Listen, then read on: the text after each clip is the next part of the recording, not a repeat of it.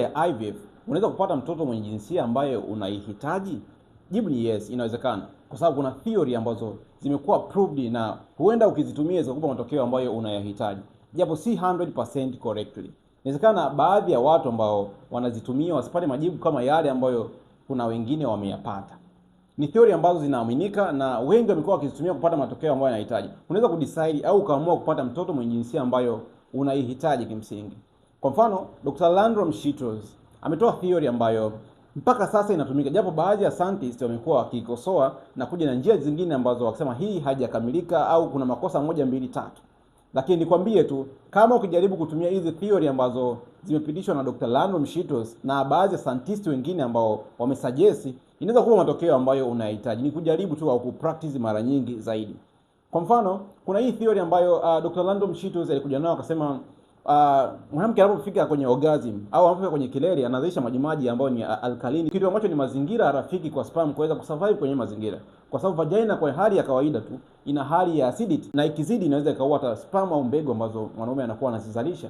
Sasa kwa kupitia hii theory ni kwamba mwanamke anapofika kwenye orgasm au anapofika kilele huwa anazalisha yale majimaji na huwa yana tabia ya kuwa kwenye alkaline condition, kitu ambacho ni rafiki kwa sperm kuweza kusurvive.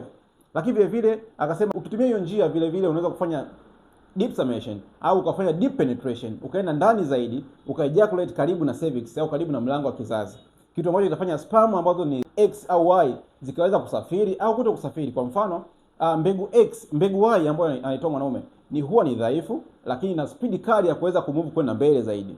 Sasa kama unahitaji mtoto wa kiume unaweza kutumia hii theory, kwa maana kipindi ambacho mwanamke anakuwa kwenye ovulation au kwenye siku zake za hatari, unapo ejaculate ndani zaidi, unaipa chance mbegu Y kuweza kusafiri haraka na kwenda kurutubisha yai. Hiyo ni theory simple ambayo unaweza kuitumia kupata mtoto ambaye unamhitaji, hasa mtoto wa kiume.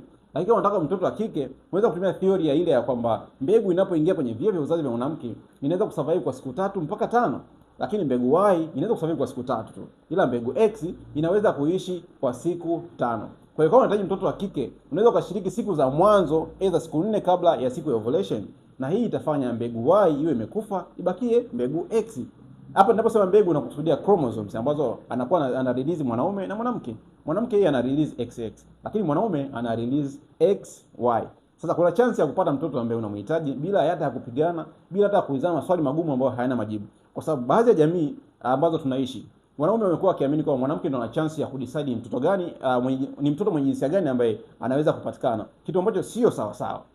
Baadhi ya wanaume wamekuwa wakiwapiga wanawake zao, baadhi ya wanaume wamekuwa wakiwatesa wanawake zao kwa sababu wanaamini kwamba wao ndio wana uwezo wa kuamua jinsia ya mtoto ambaye anamhitaji. Kwa mfano, utakuta kwenye familia watoto wote ni wa kiume au watoto wote ni wa kike, lakini mwanaume anataka mtoto wa kiume. Sasa akuta kila anapojaribu inashindikana, anaanza kumpiga mke wake, anamuuliza maswali magumu, anamnyanyasa, anamtesa, kitu ambacho kinawatesa wanawake, anapata depression. Wengine wanafikia mpaka kwenye hatua ya kupata anxiety au kupata hofu pamoja na wasiwasi.